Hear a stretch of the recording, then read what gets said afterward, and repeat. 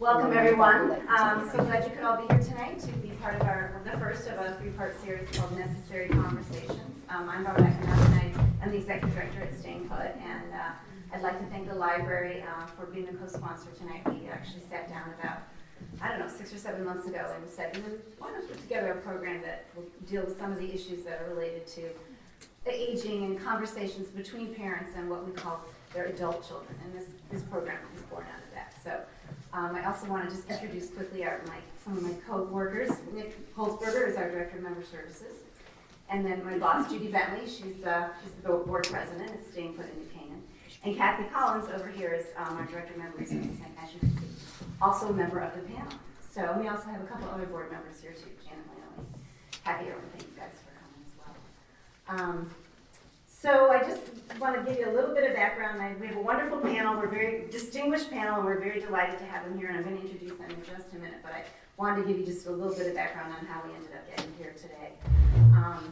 Our topic is safety first, keeping mom or dad safe behind the wheel, and it's kind of grown out of conversations that we've had. Staying Put is a nonprofit that, here in New Canaan, that helps seniors, people who are, most of our members, actually 75% of our members are 80 or over, who want to stay in their homes, they want to be safe, and they want to live in the community that they grew up in or they raised their children in. And so we have a team of volunteers who help facilitate that, give them the things that they need. A lot of what we do is provide transportation to people to appointments and events and things like that, and do social outings.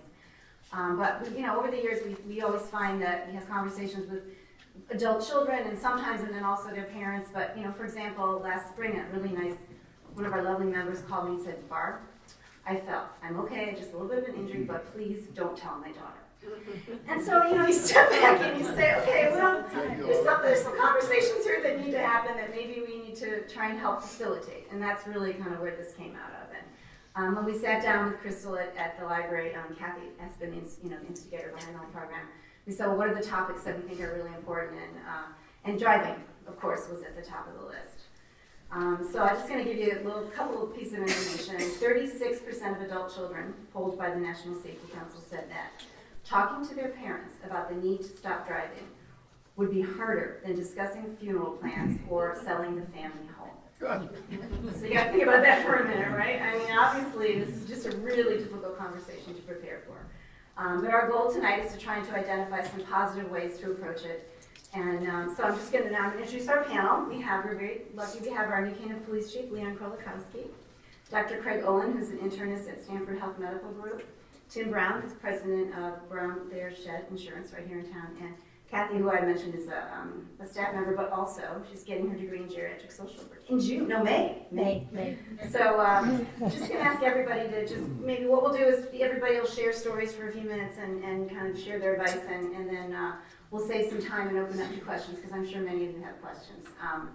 So I'm just going to introduce you a little more. Leon. Leon has been in New Canaan for 20 years and has served on the force for more than a quarter century. He was named 2014 Person of the Year by the New Canaan Advertiser, and was especially recognized for leading important changes in the department, especially expanding the use of technology and cracking down on distracted driving. So you're a very appropriate person to be kicking off our conversation. Thank you. Well, welcome everyone, and 2 questions though before I start my speech a little bit. Did anyone get in an accident on the way here? No, that's good. Would anyone like to surrender their license tonight? Not yet. No, not yet.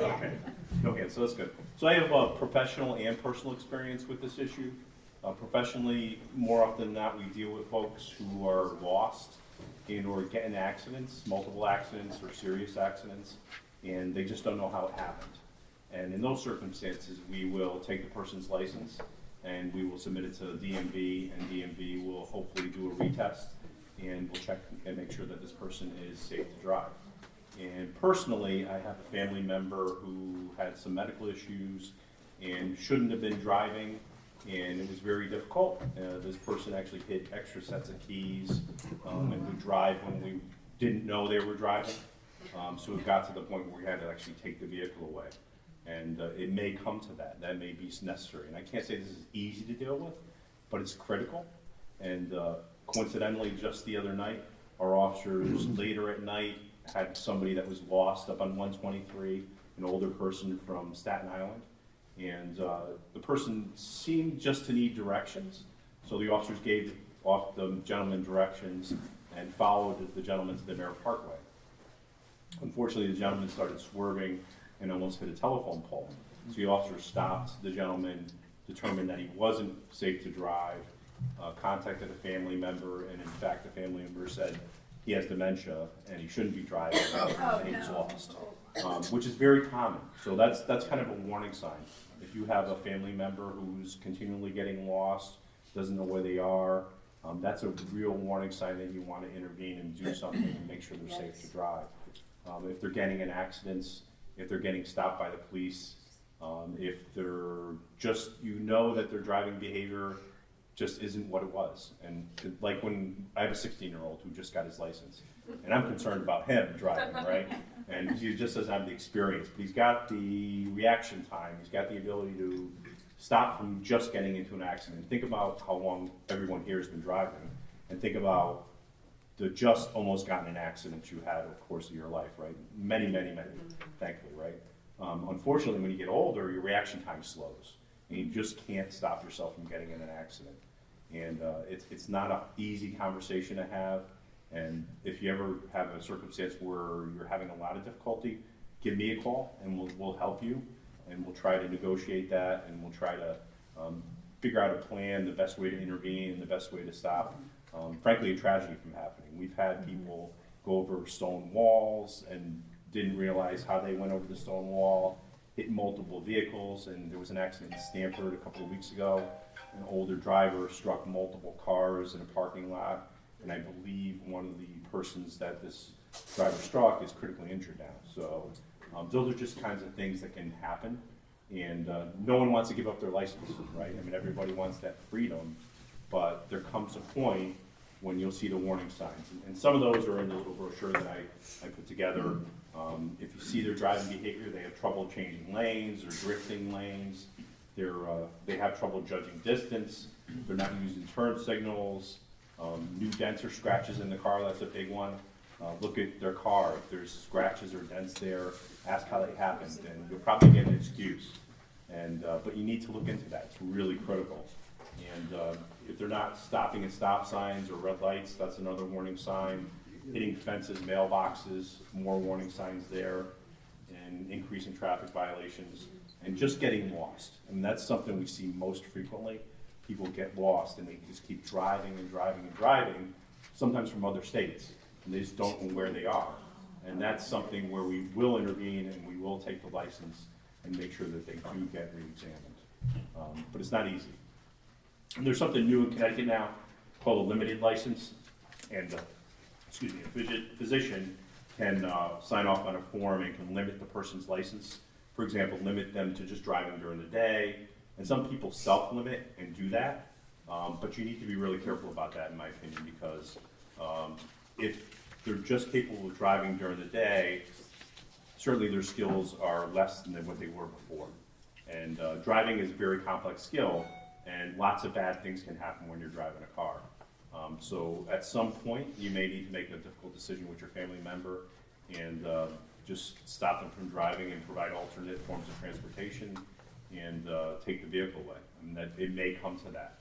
And that's our biggest concern, is someone getting in an accident and harming someone or themselves, and when family members should have known. And we've seen that before. We've seen someone involved in multiple accidents, family members are reluctant to take any kind of action, and something tragic happens. And we just want to prevent that from happening. That's really our position on that. And like I said, anytime anyone here needs help with a situation like this, call us and we'll sit down with you, we'll figure out a plan, we'll help you, and we'll do it as best we can, considering everybody's positions, because no one wants to have their license taken away. There's gradual ways we can do that and not make it so difficult. Is working. The part of this that I was asked to address was how we, medically assess, driving and what our role as physicians should be. And I'll start out by saying this is, for me, the longer I've been in practice, it gets more and more difficult because, you know someone a year or two, it's easy to be very clinical and be very medical. Now I've known some of my patients 20 years, 21 years. I like having good relationships with them, and, telling them they can't drive anymore, is really tough. And, there are some families where kids are very involved with their parents. In many families, I feel like I'm a lot more involved with the driver than the children are. And it's not an uncommon phone call I'll get, which is, hey, Dr. Olin, you need to tell mom she can't drive anymore. Thanks. They'll just give me so it's tough for us. But this is what, just a few minutes on, how we're supposed to look at it. Just to drive home the scope issue, what I read, 50 million people now in the U.S. in the geriatric range, which in medicine is over 65. I think in New Canaan it should probably be over 85, but 65 is the demographic. And in surveys, half of people over 75, half of those 50 million are over 75. When people over 70 were asked, how many percent of you drive, it was 80%. Over 75 years old, 70% said they were driving.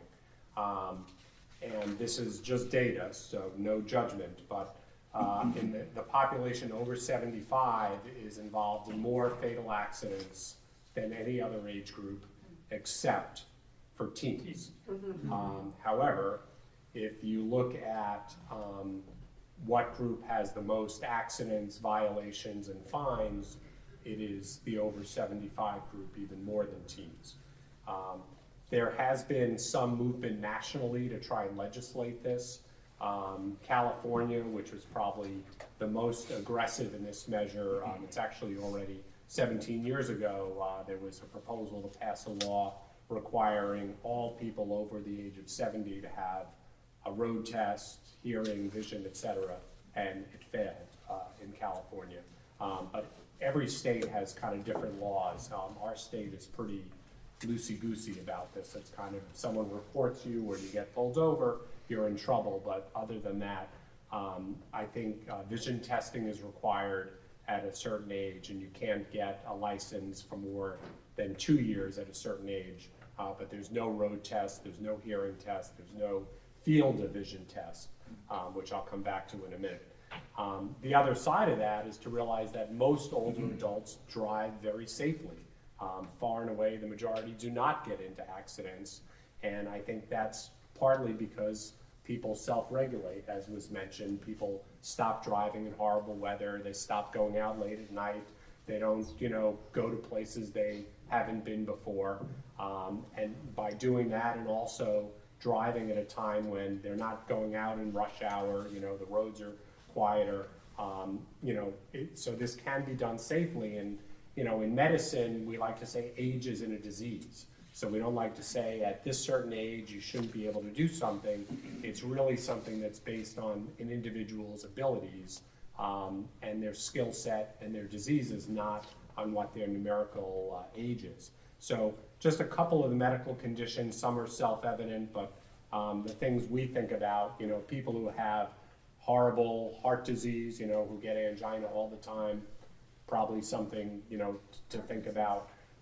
People who've had a stroke and can't move half their body, people who have Parkinson's, other movement disorders, people who have sleep disorders. This comes up, this is always the train that crashes because the conductor was sleeping.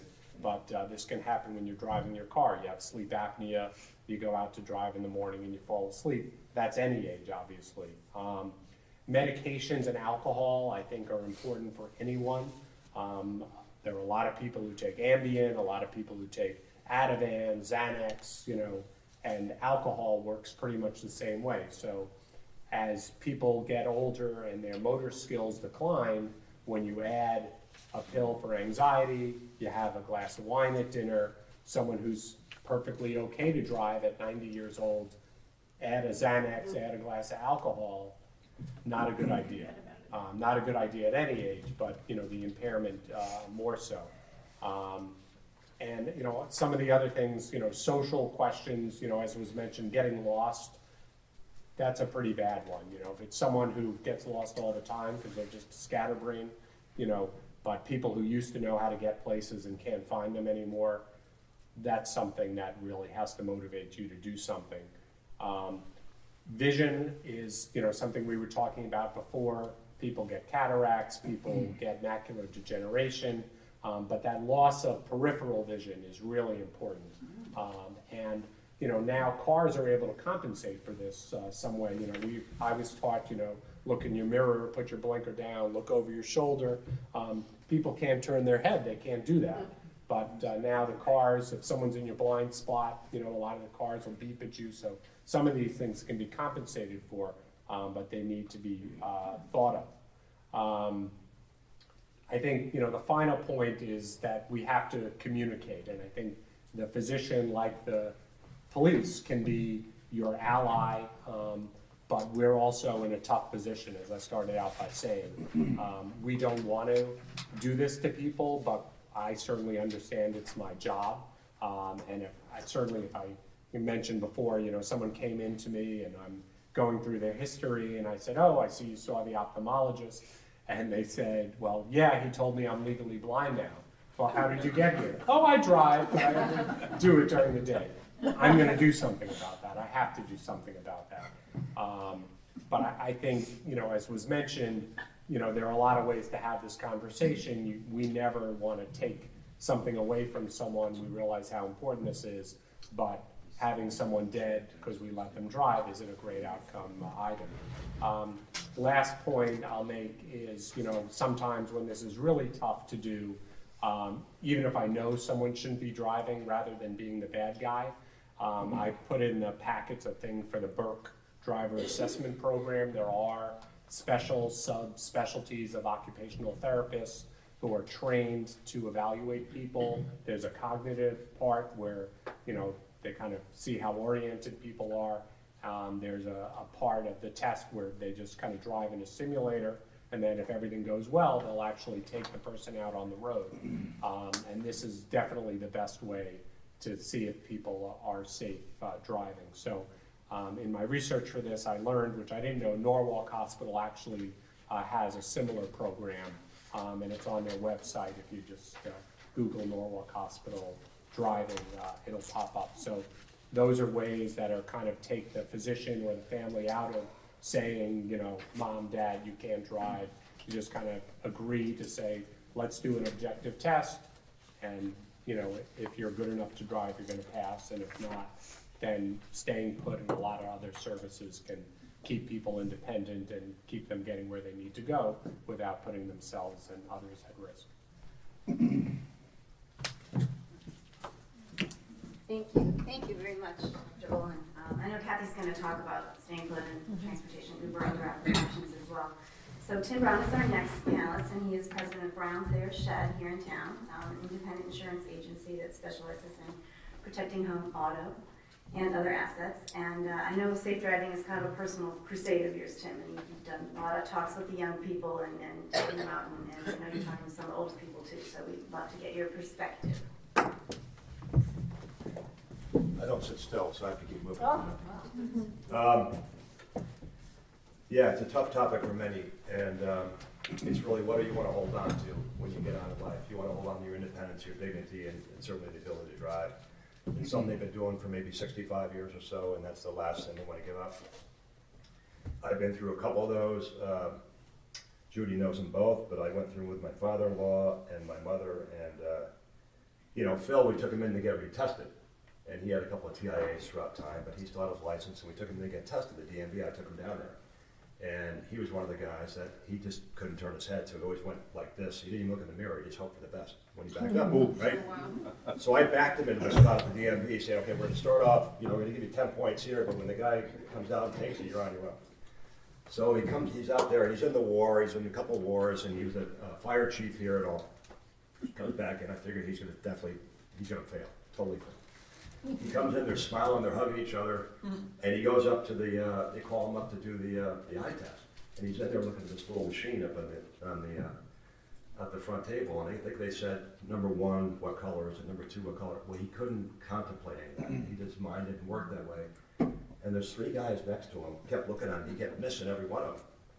And the guy finally said, who's writing his license out, and he said, try again, and he keeps missing, and the guy passed him. Oh, So the guy that DMV passes fell, right?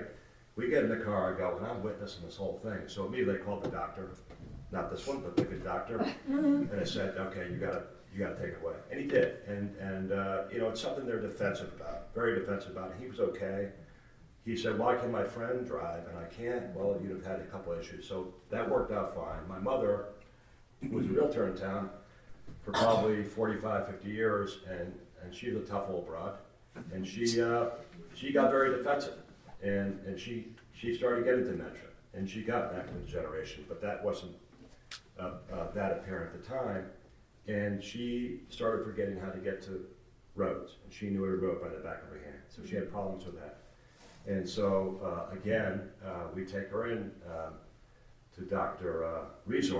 Louise down in Stanford. I said, you gotta work this out, and she did. And I found with a lot of relatives we had to deal with them that they're more trusting and listening to the doctor than gonna risk mess. Right, they're gonna be counterproductive. Trying to give you all the plugs they can. So, but they do tend to listen to those guys. And how does this all relate to insurance, basically, when it comes down to my area? We know the young people pay a lot, and the older people pay a lot. So the people in the middle of the sandwich tend to get better rates, depending on their driving issues. But the younger people tend to have more incidents. They're fresh. The older people tend to pick up some incidents along the way, so they're going to pay more premium. It's more forgetful. It's more awareness that I find with our claims, but they have issues. You know, it can start off in the Walter Stewart's back into a car, to I backed into the garage, to something a lot more major. And I've got two particular customers that are in town, no names mentioned, that he had a major accident down in Florida, and he hit multiple people in multiple cars. And really it comes down to now it's an asset issue that you're trying to protect, right? So they get to the whole liability issue, but it's asset issues, and this lawsuit's still going on now. And he should hopefully have enough, but then we flip to another issue where this fellow forgot how he got to the accident, right? With what you guys mentioned. And there could be some lost assets here because he didn't have enough liability for the potential injuries that have resulted from this accident that he's at fault with. So really it becomes an asset protection issue, safety issue first, but it becomes an asset protection issue for the older folks that may have a degree of wealth or whatever, and that really becomes in peril.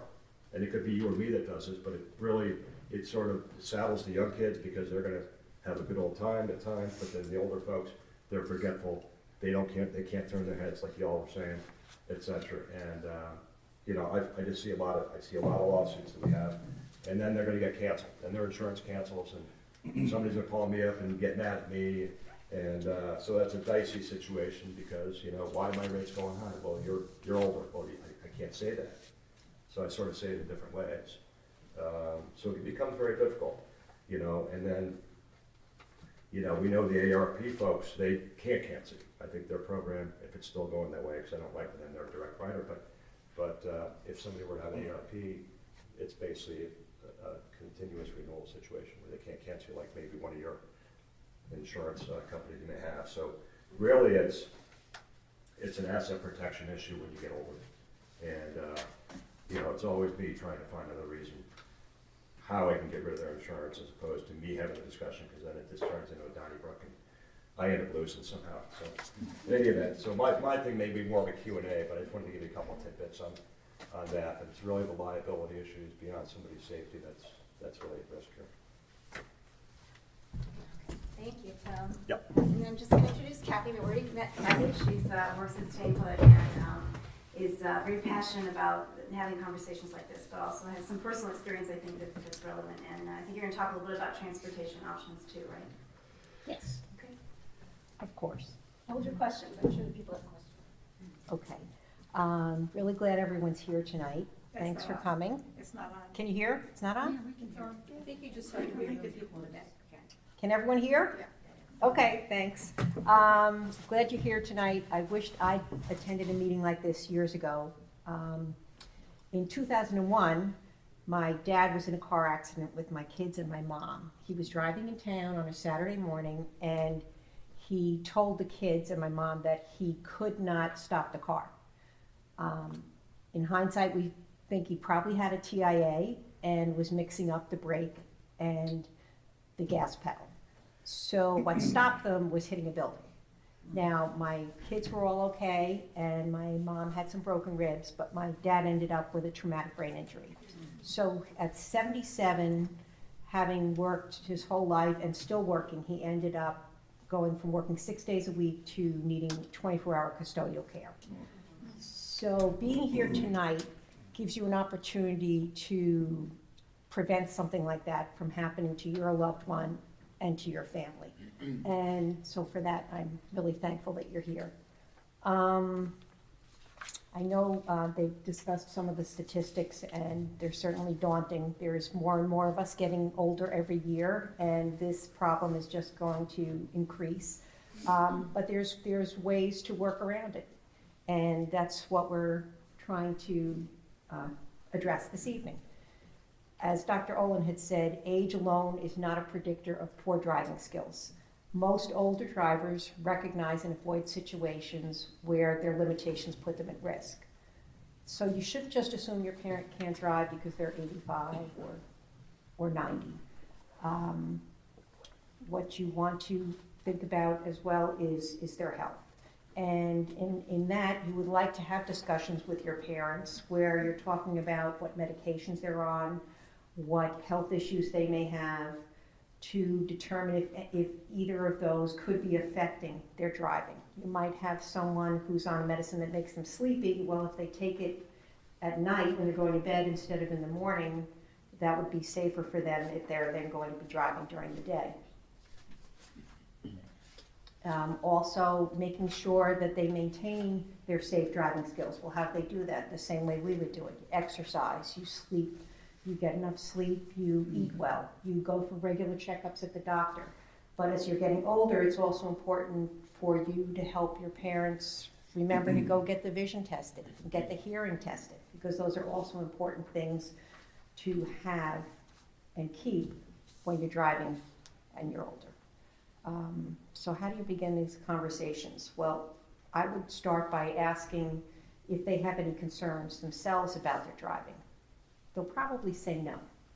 But then you might be able to say, have you noticed any changes in your abilities or in your feelings about how you're driving? And a parent might admit, well, I'm a little more anxious driving in the evening, or I don't like driving when it's raining out.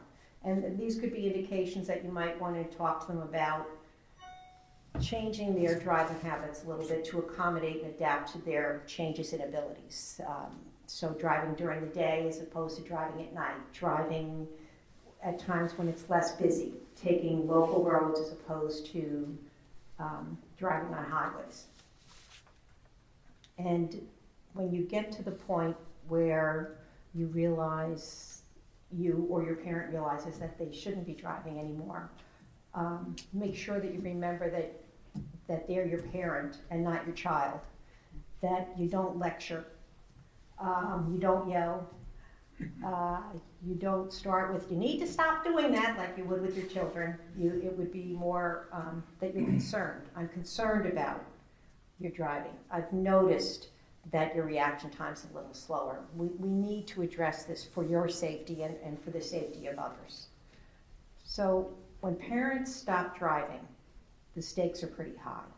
According to studies by the Transportation for America, seniors who no longer drive, those are people over age 65, of those who don't drive, 15% make fewer trips to the doctor, 59% make fewer trips to shop or eat out, and 65% make fewer trips to visit family or friends. According to a AAA study, they're 2 times more likely to suffer from depression and 5 times more likely to enter a long-term facility. So it's really important for older adults and their adult children to discuss and deal with the feelings of loss of independence that a senior may be feeling, and also the increased risks of isolation, and to address those issues. So how would you do that? Well, first you would talk about what their schedules are like, what medical appointments they have, social obligations, church commitments, their shopping routines, and help them to find alternative transportation. Also, you might want to see if they, want to stop cooking. They may want to try Meals on Wheels or some food services.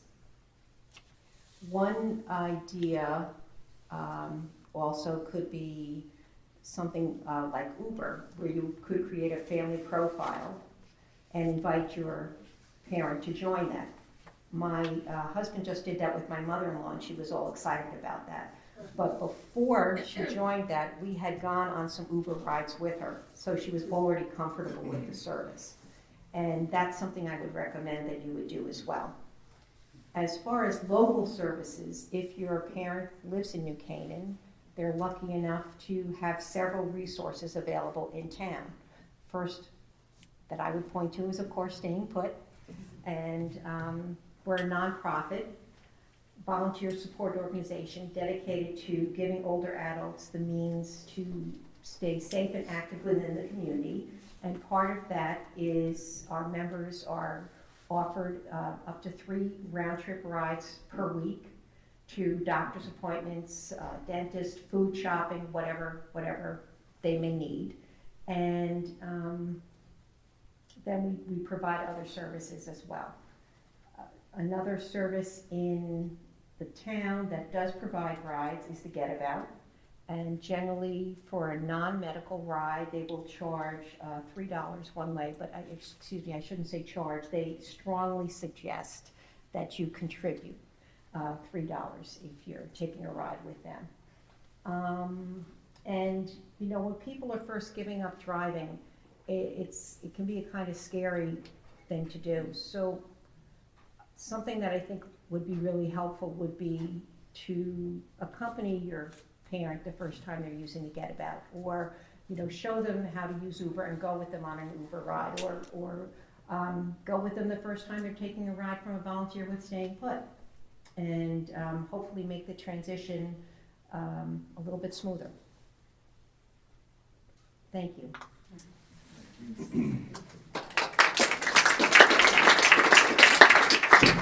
Thank you very much. I just want to mention one other thing, which is Staying Put is actually what we're called a village. It's part of about 200 organizations around the country that are like ours, are volunteer-based and are dedicated to trying to help seniors. So if your parents don't live in town, there may be a resource for them in the town that they live in. And I think you put the website for Yes, Village. that's all Yeah. on the handout. Kathy, the last page of your handout on the right has a lot of great local resources, and Village to Village Network is one of those. I want to mention that.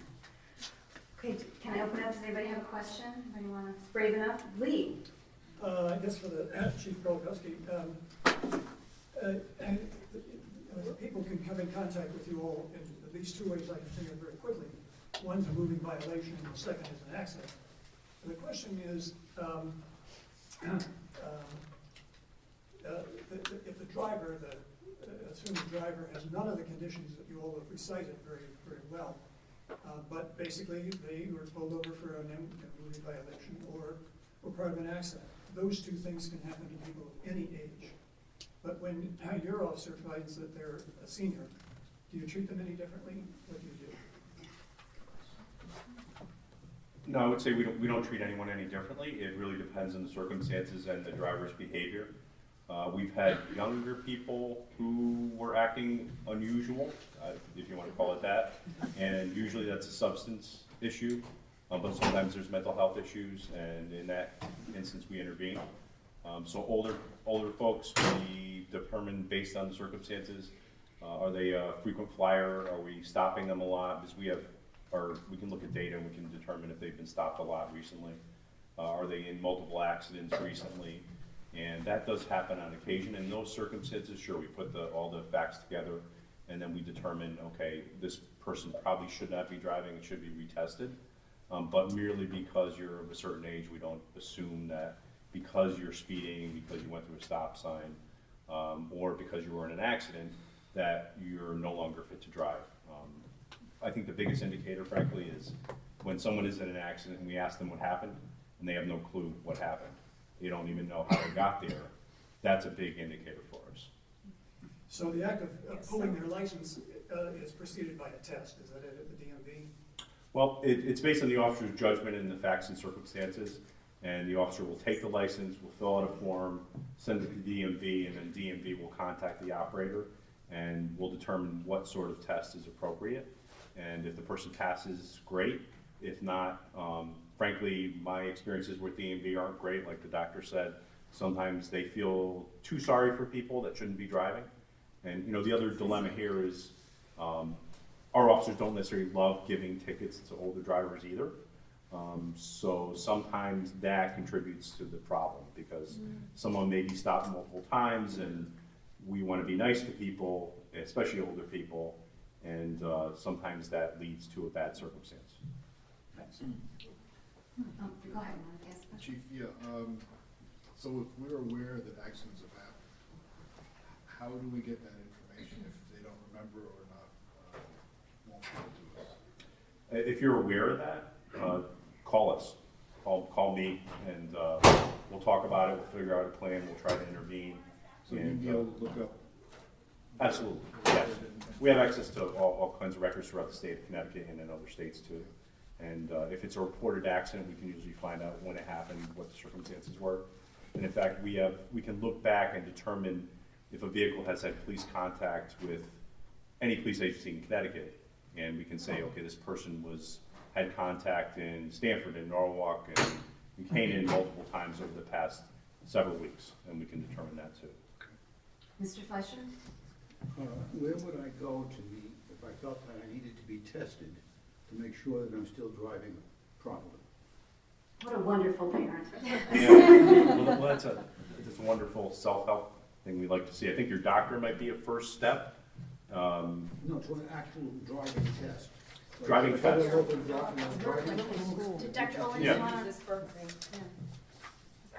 Yeah, I think, you know, just the DMV does a plain driving test if you want to do the whole evaluation of the cognitive aspects and everything.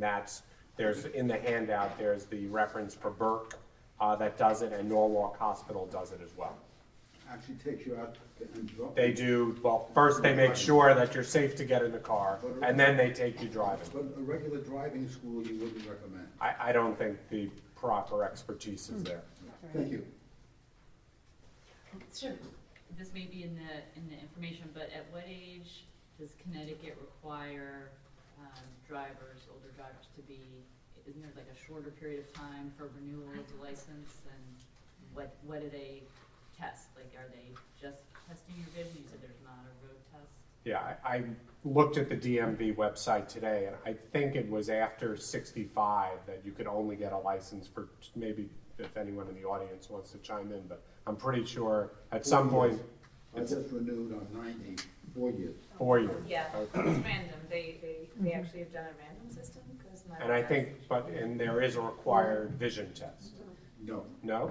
That's Alright, right. so then the website and reality are different. Oh, boy. Oh my God, the government website is wrong?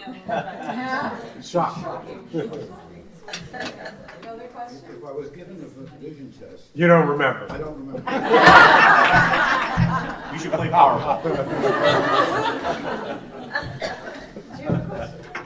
I do. I know we were talking about parents, but I was concerned also about observing other people that aren't in your family, that you see a close call and there isn't an accident, like where would you go or what would you do for that, a concerned citizen, say? Yeah, I mean, we deal with that relatively frequently. Someone will call up and report an erratic operator, or someone just was involved in an accident, almost involved in an accident, and we can usually follow up on that and see if there's any history. And if there's, if it's a one-time instance, probably not going to do much. If it's multiple instances of someone calling in and/or accidents and/or violations and/or concerns, and then we can put that all together and figure out some way to address the issue. Yeah, I should just mention that there are a lot of people in town who help out their neighbors, you know, who are, you know, who the people that are living alone, seniors, and it is wonderful to see, but occasionally, yeah, we will have somebody say, I'm worried about so-and-so. Dr. Ball? I just had a comment because the exploding number of older people, one of whom I happen to be, and I'm very happy about it, but it's overwhelming a lot of our resources, and it has to be dealt with in some sort of objective fashion, because I know, as Dr. Owen said, I, to a lesser extent, got the same thing. You gotta tell Dad he can't drive anymore. Well, nobody wants to be the bad guy, but we have to get some sort of a legislative process, and I think the chief should lead the charge. But what I mean is, at certain ages, you're not gonna have to have some, just the way pilots do, and, you know, I'm gonna be 82 this year, and I've never been called to have anything done, no eye checks, no nothing. And I got my license at age 16, so that's been a long driving history.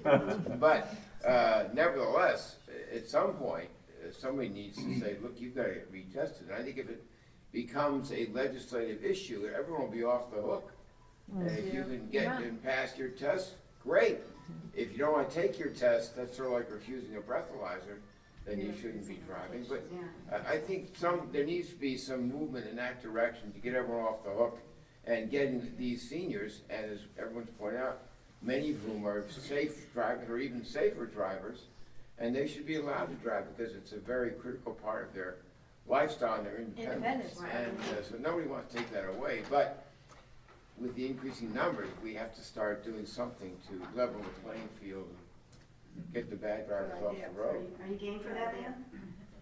Yeah, absolutely. I mean, I've done it before, and sadly, our legislature isn't all that effective. I proposed a lot of things over the years, and that seemed to make perfect sense.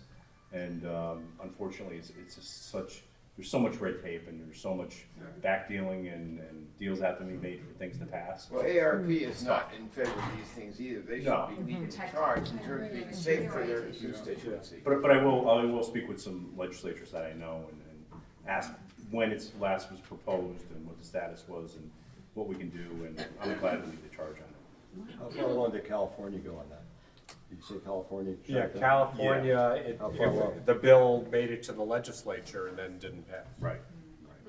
Nobody wants to be the bad guy, right? They said it's prejudiced or whatever they're saying. Well, it is, Right. I mean, it is age prejudice, but. Do you have any questions?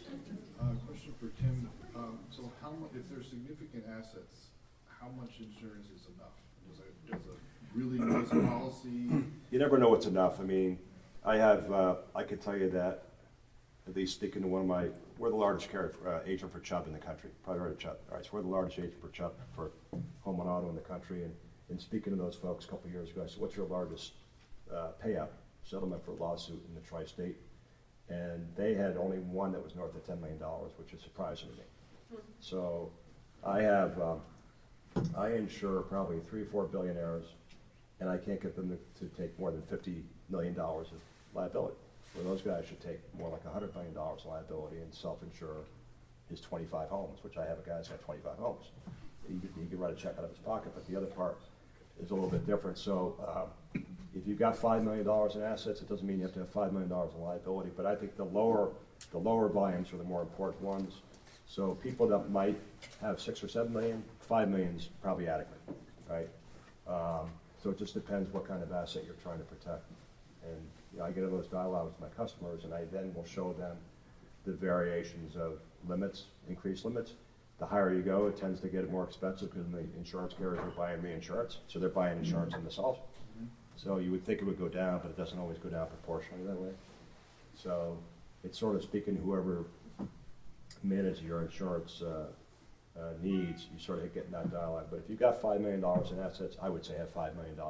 Because those lower limits are the one they're going to be banged out. But this fellow I was telling you about before, there's a good chance they're going to go north of what he's got, but he only was carrying $3 million liability, and he injured 5 people. So it just matters of what the circumstances are, and you get a lot of these accidents down in Florida because that's where you have older people living, and they don't tend to carry these limits they were maybe carrying when they lived in Canaan. Okay, my kids are out of the household, lifestyles change, but they still have assets. They think that their house is it. They're not thinking about portfolios and investments, and those things are at risk as well.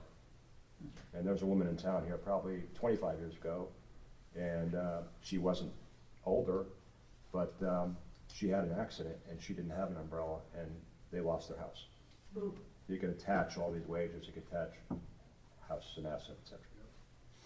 I just want to ask Dr. Owen a question. When adult children call you and say, you really need to talk to my mom about getting out of the license, what do you say to them? What advice? You're not going to do that for them. What do you say?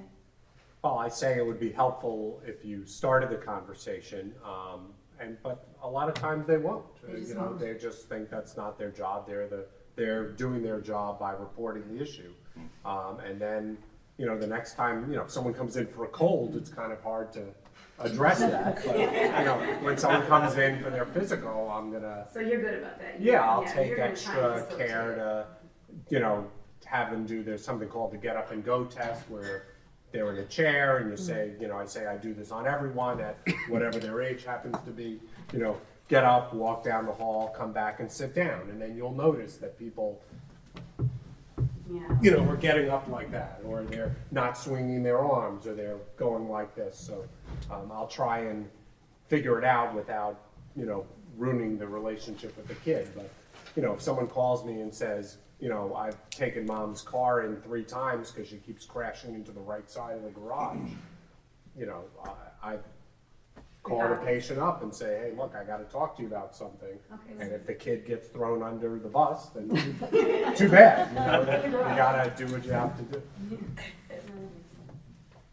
Yes. And the same question, I guess, for Tim Brown, which is a driver can get involved in a moving violation, generates a moving violation report, or an accident, and has none of the disabilities that have been discussed tonight, but basically accepts that he's at the age.